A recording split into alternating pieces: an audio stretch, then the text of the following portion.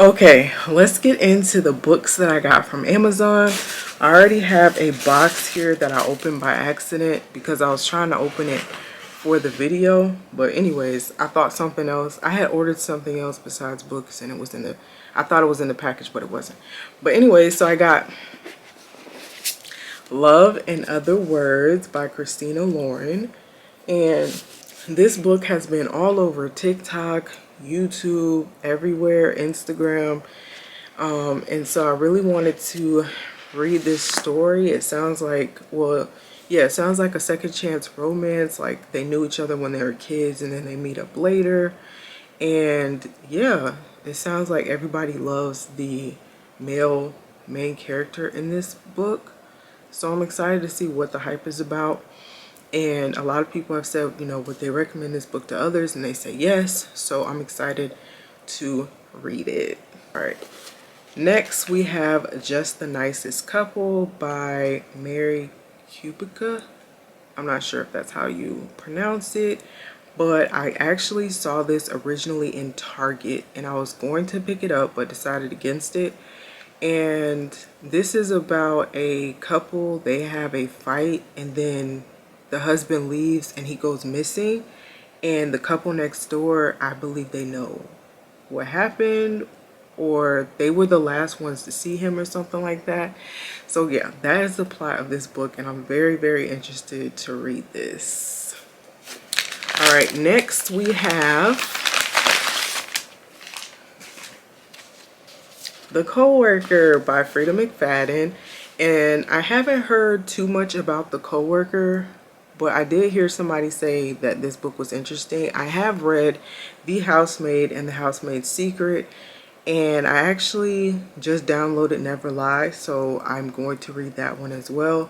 But I'm excited to read this. I don't know much about it, but Frida McFadden's books just draw you in from the beginning. I would definitely recommend her books to anyone who wants to get into reading, because the thrillers start off really, really fast and you just get lost in the story and you want to finish the book or find out what happens in the book. So yeah, I'm excited to read this one. And it says, Dawn's shift is strange. At least everyone thinks so at Vex, the nutritional supplement company where Dawn works as an accountant. She never says the right thing, she has no friends, and she is always at her desk at precisely 8:45 a.m. So when Dawn doesn't show up to the office one morning, her co-worker, Natalie Farrell, beautiful, popular, top sales rep, 5 years running, is surprised. Then she receives an unsettling, anonymous phone call that changes everything. So yeah, sounds very, very interesting. And I know I keep saying I'm excited to read this, but I'm really excited to read every book that I picked up. Next,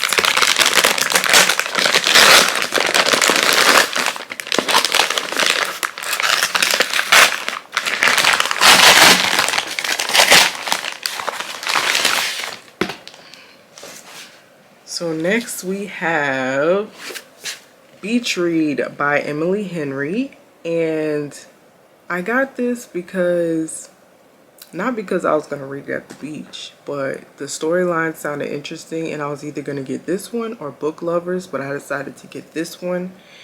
And it just says that they're on a beach and I think they're writers and they're on a hiatus or something, and I think they don't get along. So I don't really want to read the back of this one. I'm trying to read like every other or something back of the book. But yeah, this sounds interesting. And then next we have Colson Whitehead, The Underground Railroad. I don't know if you guys have seen the show on Hulu, but they did make an adaptation for this. And I don't think it was longer than like a season.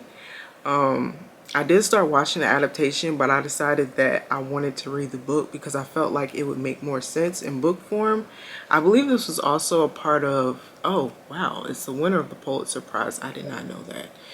And also, I believe this was on like Oprah's list, book club list or something like that. So yeah, from the show, it does seem interesting, but I thought that it would be better in book form, as a lot of book readers think. But yeah, I wanted to check this out. As you guys know, it is a real railroad in the book and not like how, you know, in history it wasn't, which kind of threw me off at first. But once I saw the show, I was like, okay, this is kind of like fantastical. So I wanted to read it. So yeah. And then we have the last package.